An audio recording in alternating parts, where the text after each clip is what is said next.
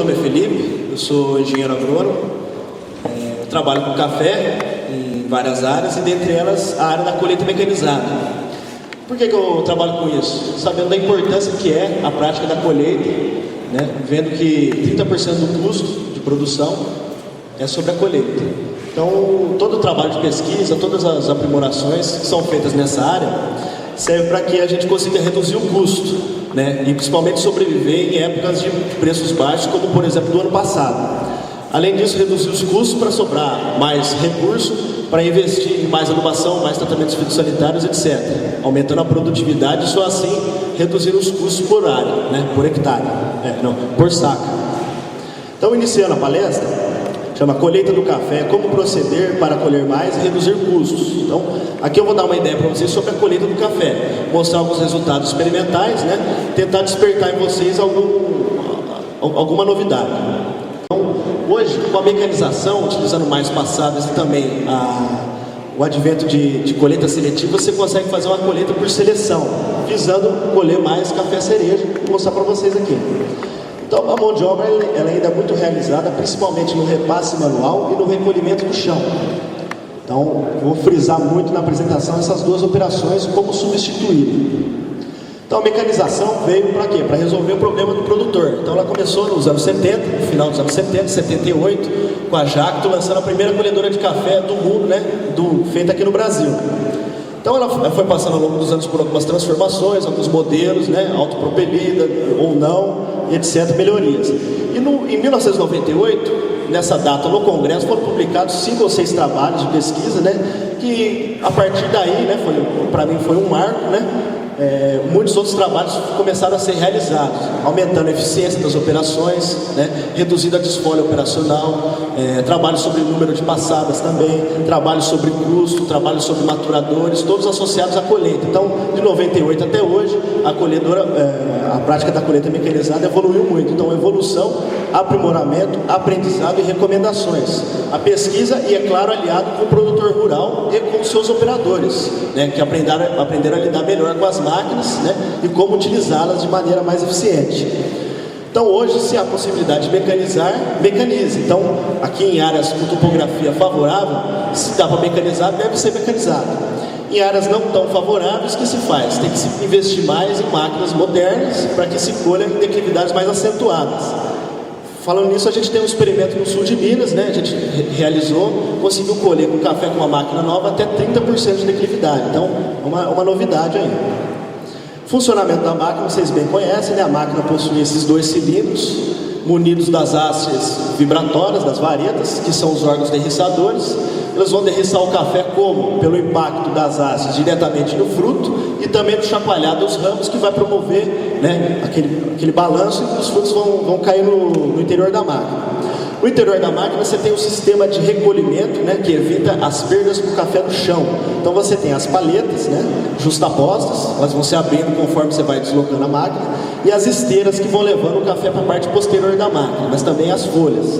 Na parte posterior de algumas máquinas tem também um aparato que retira as folhas, parte das folhas, né? O café ele vai cair num sistema de elevadores, vai ser elevado, vai ser deslocado ou para o reservatório, ou então a granel por um tubo que cai numa carreta que é tracionada ao lado, na rua paralela ao deslocamento da máquina.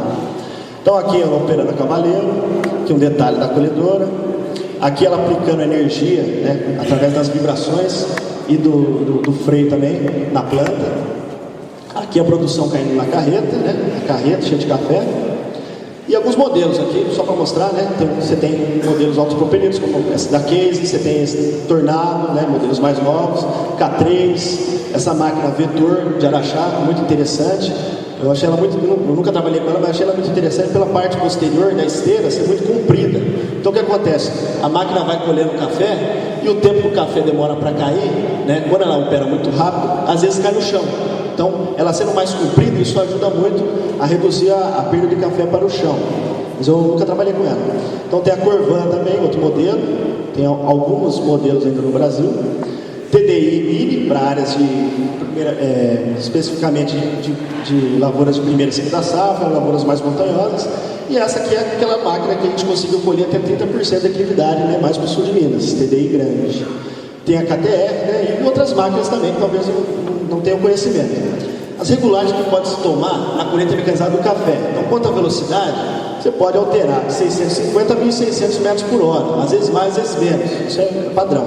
Velocidade é o quê? É o aumento ou redução da exposição dessas vibrações, né, do órgão ativo nas plantas.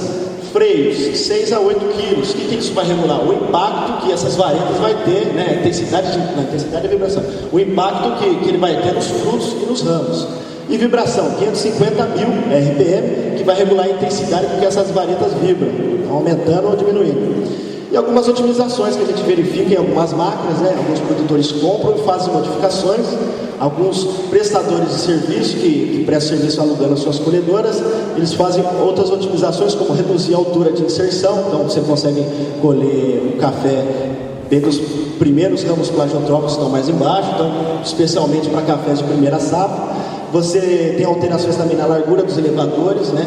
São 2 elevadores na parte posterior, então você, aumentando a largura, você aumenta a capacidade de recolhimento, né? A eficiência de recolhimento da colhedora.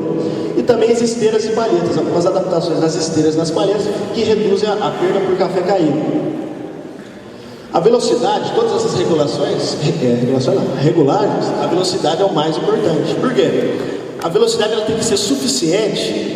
Para quê? Para expor as varetas nas plantas, permitindo a ação dos órgãos de derrista nos frutos.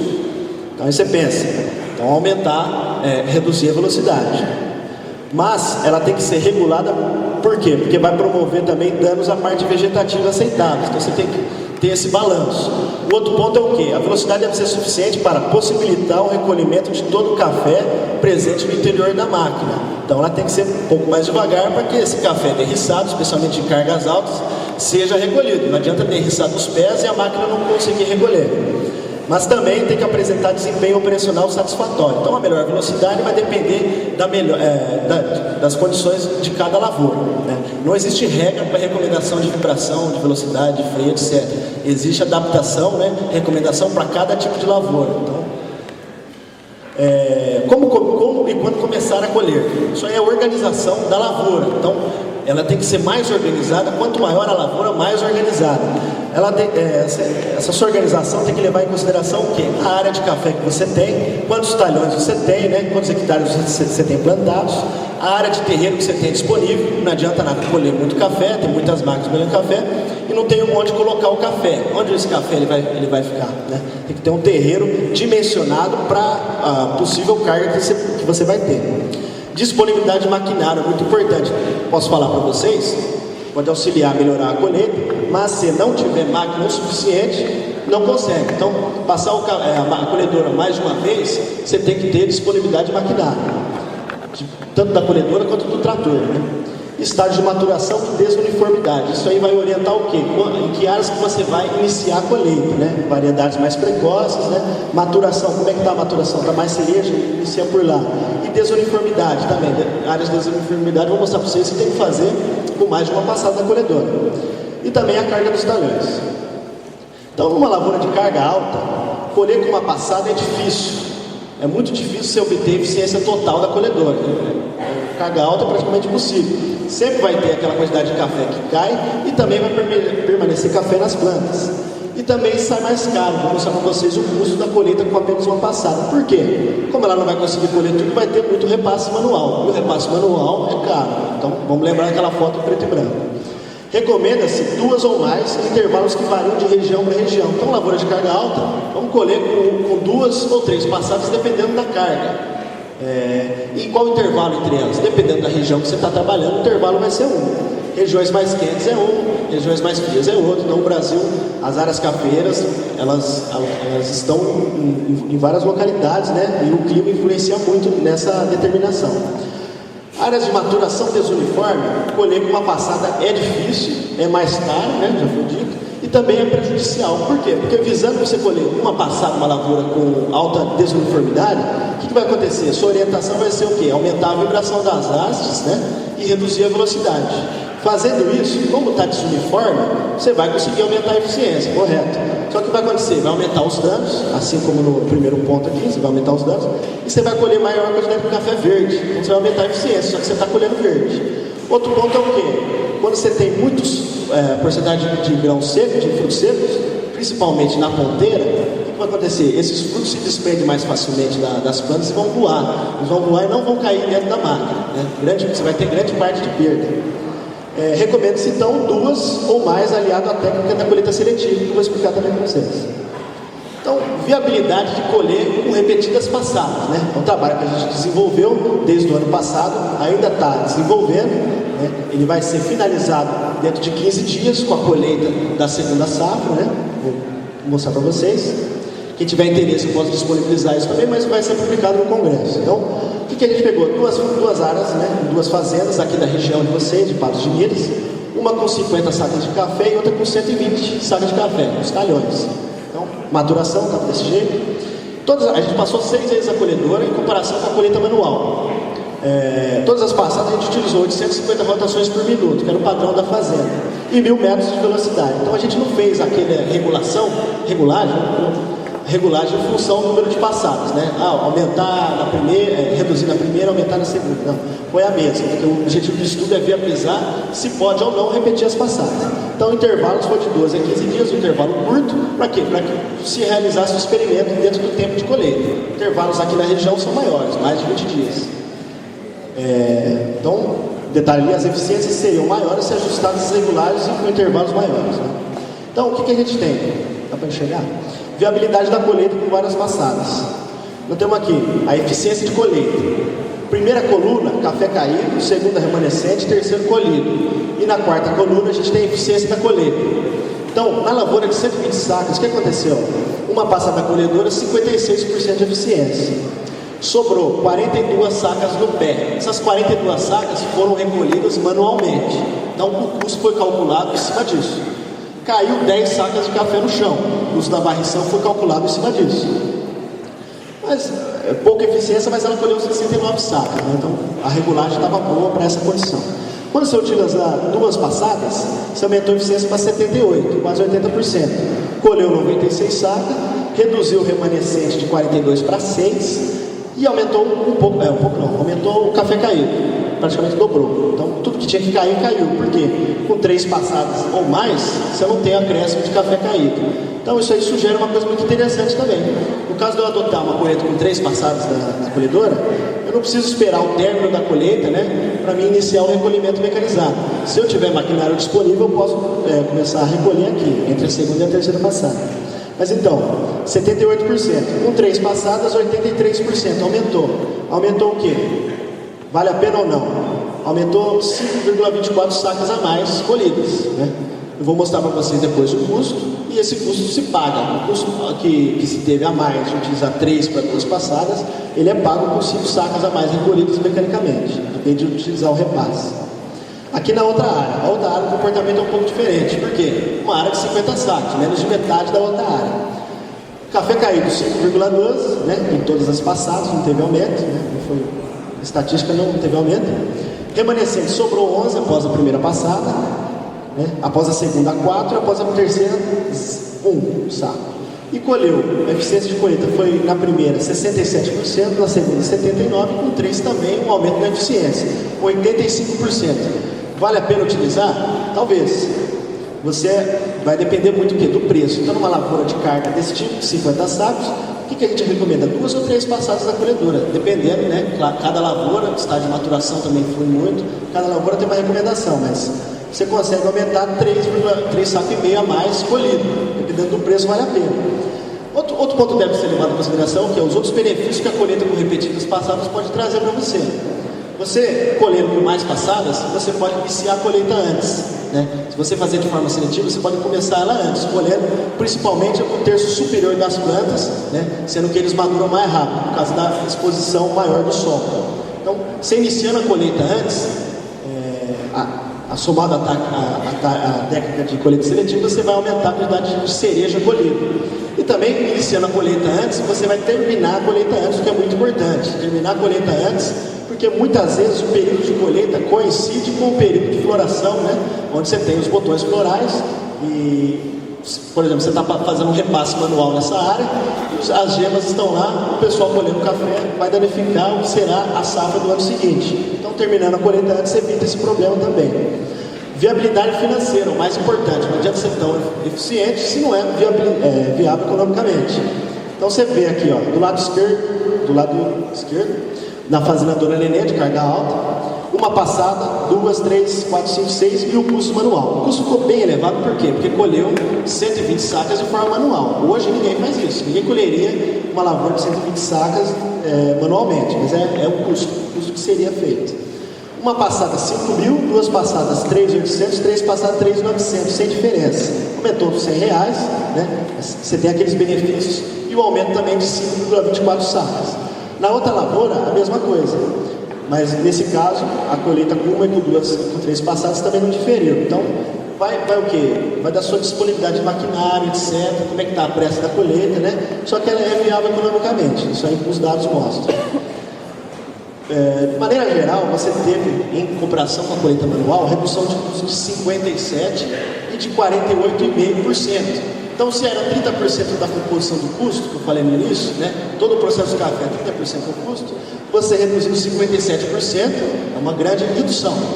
Então, sobra mais dinheiro, né? Sobra mais lucro, e também você pode destinar parte desse recurso para investir em outras partes da sua lavoura. Adubação, funcionalidade, etc.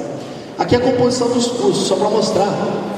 O A é a colheita manual, toda a depreciação, né?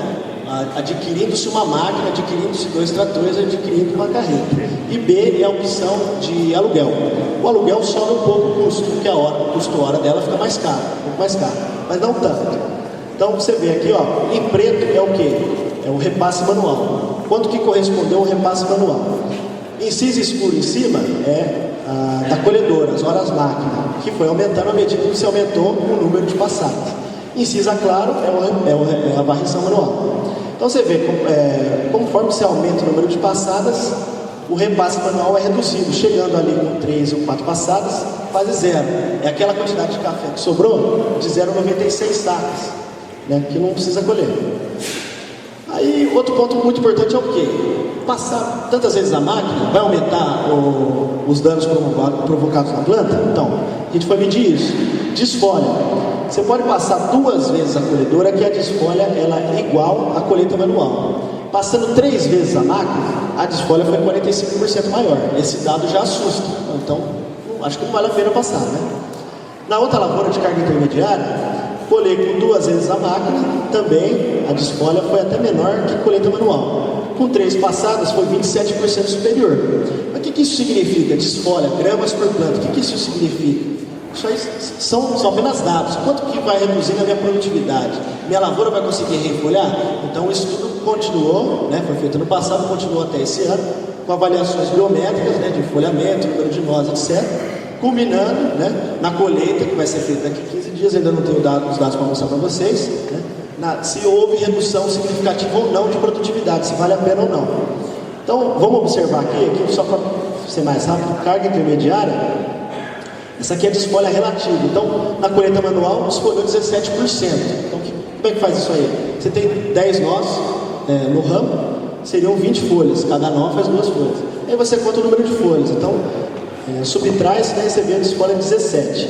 Com 3 passadas de 36. Com 6, 42. Então, uma grande diferença. 3 meses depois, em agosto, 3 meses depois, em dezembro, o 17 virou 15. O 36 virou 22 e o 42 virou 35. 3 meses depois, ele 17 virou 11, o 30 e poucos virou 12, o 45 virou 16. E agora, em maio, o que aconteceu? Enfolhamento total. Então, virou 0, com 3 virou 3% e com 6, 7. Né? E 7 não é o nosso objetivo, foi só para saber o que acontece, né, com a planta de café. Recomendo aí até 3 passadas. Regulagem para colheita com repetidas passadas. Então, se a gente for adotar a colheita com várias passadas, novamente vai variar de lavoura para lavoura, como é que você pode trabalhar? Na primeira passada, usar o vareta só na parte de cima. Isso se a lavoura tiver maturação desuniforme. Senão não justifica, né? Se o terço superior tiver uma maturação diferente do terço inferior, aí você deve utilizar a técnica da colheita seletiva. Então, vibração 650 a 950. 950 seria em cargas muito elevadas, né? no ponteiro. E velocidade mais alta, 1.300 a 1.600. Numa segunda passada, com todas as varetas, ou parte delas, né? No caso da terceira passada, se você vai usar 2 passadas, você põe todas as varetas. Se você for fazer a terceira passada depois, põe só uma parte. E aí na terceira, coloca todas. A vibração de 850 a 950 rotações por minuto, e a velocidade de 1.300 se for a final, né, se for com 2 passadas, e se for com 3, se tiver mais uma, aí pode passar mais rápido, 1.300 a 1.600. Mas isso não é regra, isso vai variar de lavoura para lavoura. Isso aqui não é receita de bolo. A colheita seletiva, como é que ela faz, né? Você vai dispor o quê? As varetas somente no terço da planta que é interessante se fazer a colheita. Então, como madura mais rápido, você vai ter mais cereja mais cedo na ponteira, coloca só as varetas na ponteira. Na parte de baixo da máquina não se coloca varetas. Então, por quê? Para que não haja o contato das varetas com a planta. Então, você vai colher só a parte de cima. Isso aí, experimentos do professor de Lavras, Fábio, né, mostram um grande aumento na quantidade de café cereja colhido. Outro ponto importante é o quê? Estava falando a organização da colheita. Então, o que deve se fazer? Deve se investir em avaliadores capacitados, e também é muito importante fazer o quê? Agricultura de precisão, né? Na elaboração desses mapas de produtividade e mapas de maturação. Eles vão te dar uma precisão exata de como é que está o quadro da sua lavoura, de cada talhão.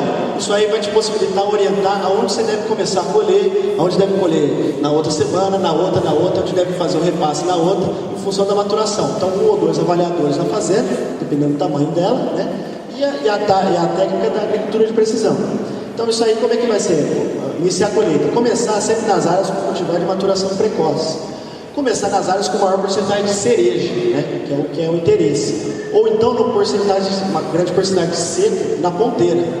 Às vezes não tem tanto cereja, mas tem seco na ponteira. Esse seco vai começar a cair. Então é uma área de socorro. Você tem que atender essa demanda mais rápido do que nas outras áreas. Você deve começar por ali. Começar também nas áreas de alta produtividade. Por quê? Se você vai utilizar repetidas passadas, você tem que começar lá antes, para que no tempo entre uma passada e outra seja suficiente, né? Isso tudo vai depender também do maquinário. Organizar o tempo da colheita em função da carga, né? Tempo para colher um talhão, da carga e do espaço do terreno.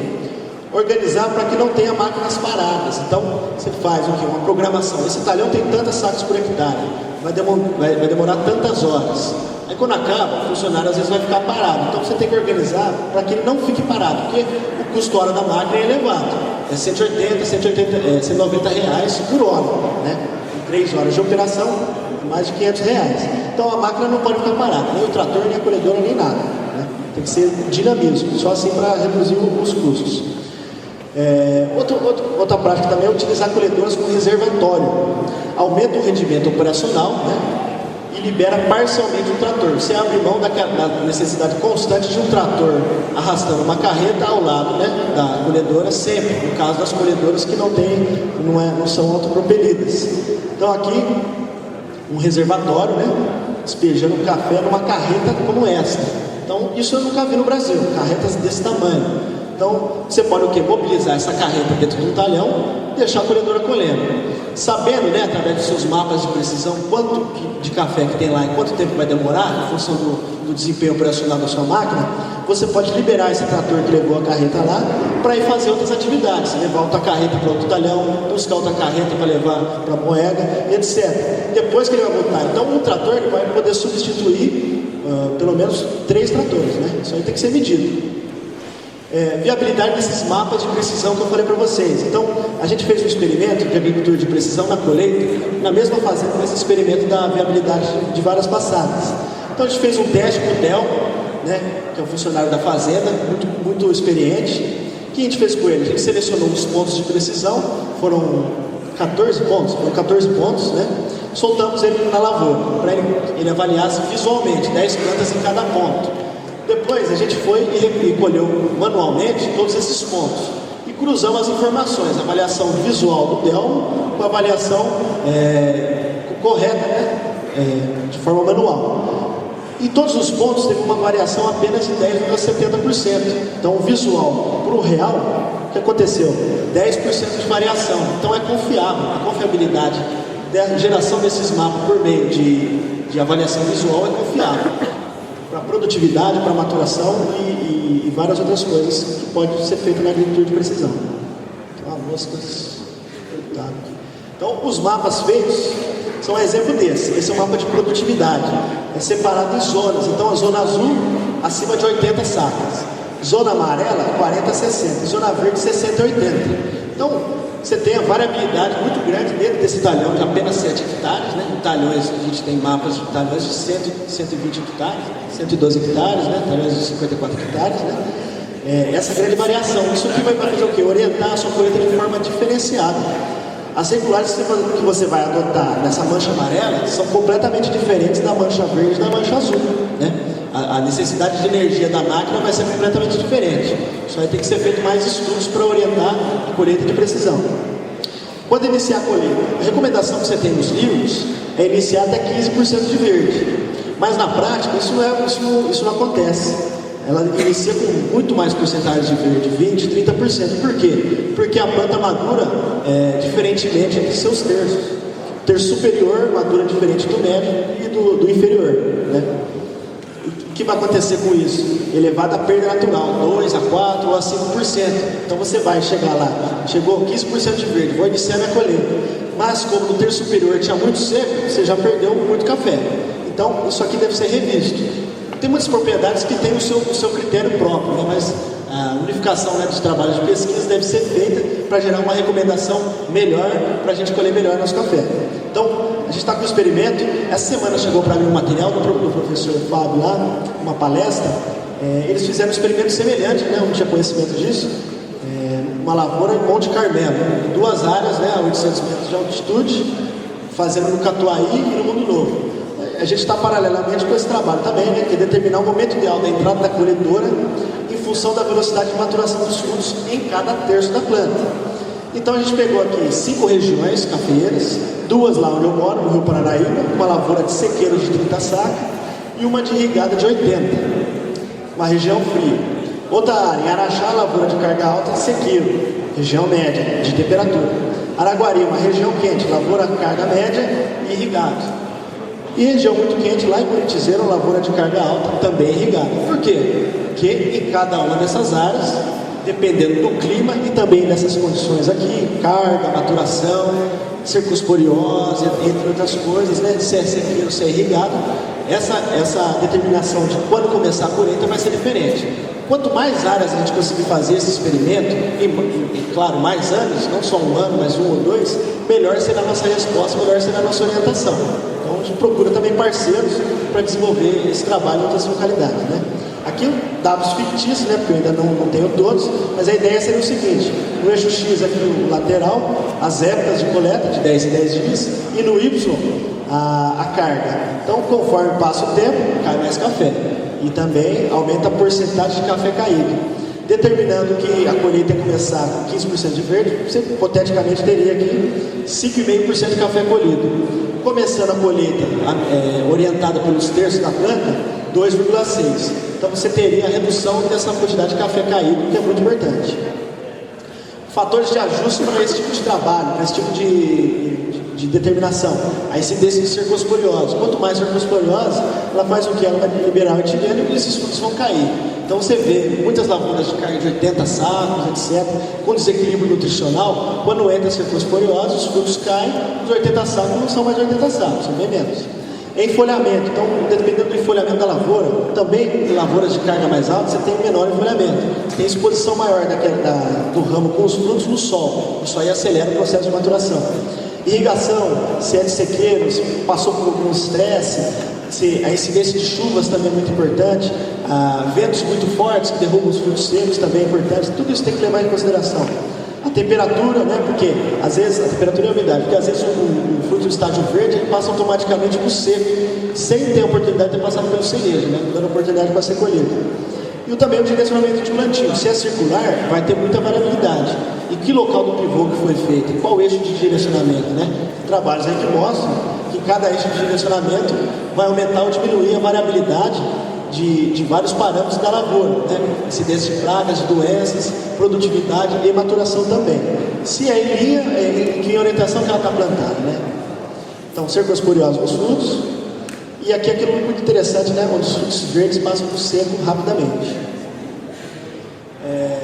Mesmo elevando a eficiência ao máximo, né, através dessas pesquisas, através da evolução de como trabalhar a colheita mecanizada, através de máquinas novas, né, etc., sempre haverá queda dos frutos, antes e durante a colheita. Então sempre vai ter 10, 15 ou 20% de frutos caídos no chão.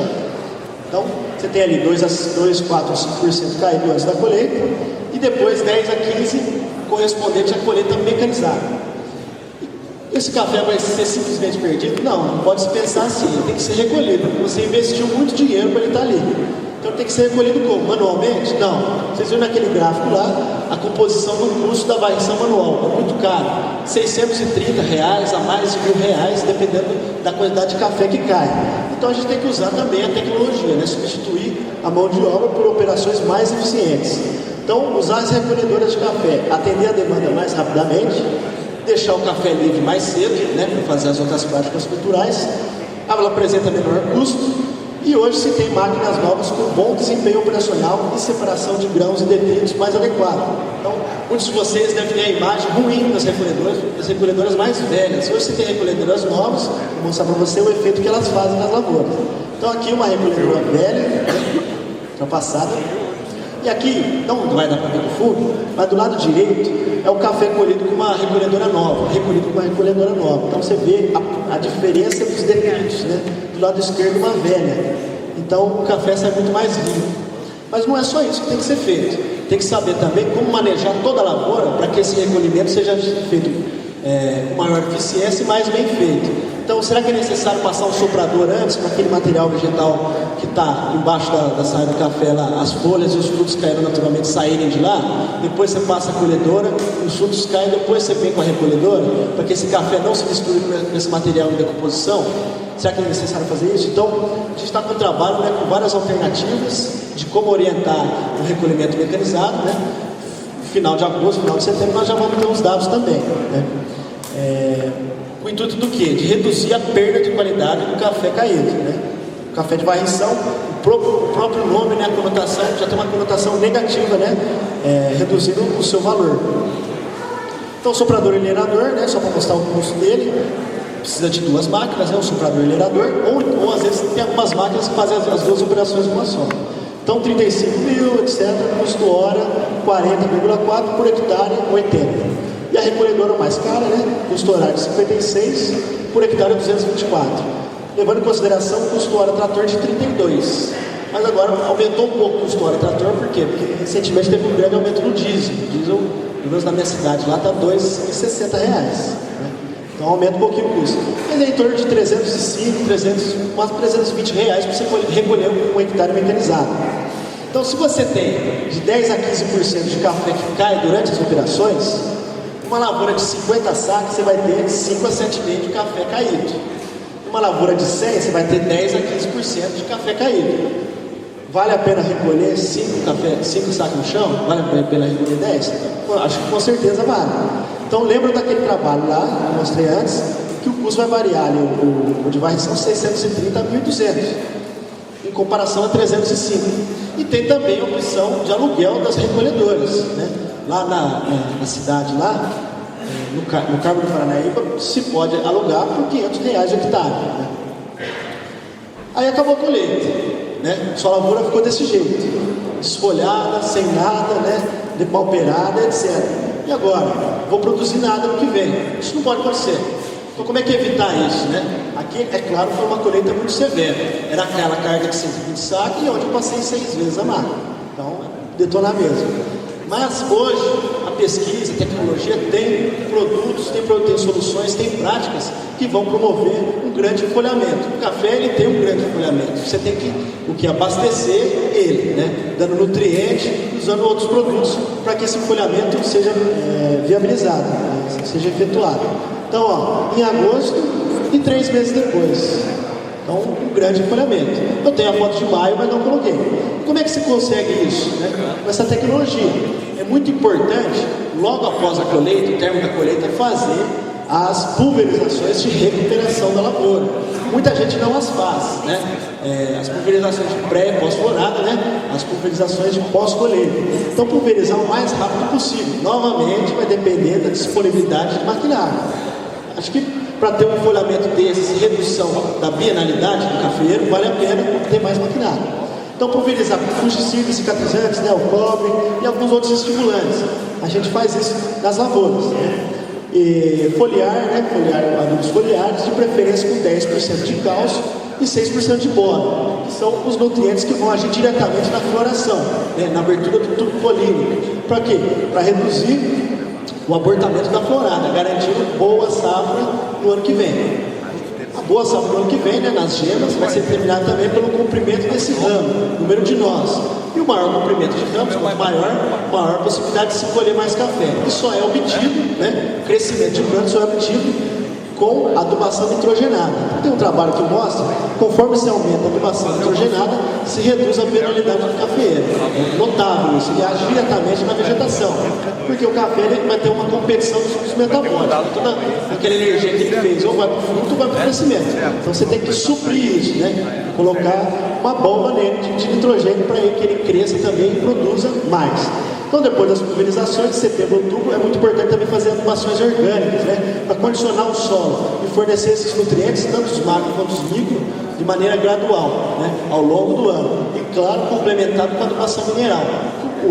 De preferência, o que acontece? Adubação orgânica com a mineral, né, forçando sempre a recuperação foliar, adubação nitrogenada, potássio, por exemplo, quando começar a iniciar as chuvas.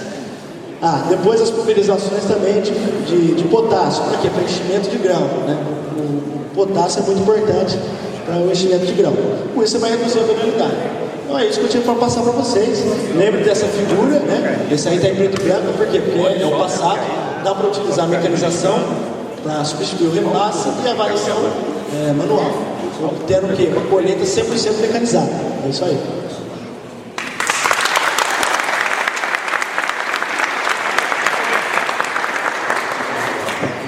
Bom, a Associação dos Cafeicultores de Patos de Minas e Região agradece ao mestre Felipe Santinato pelas palavras. E agora vamos à palestra do Dr. Roberto Santinato sobre os resultados experimentais no café e suas aplicações diretas.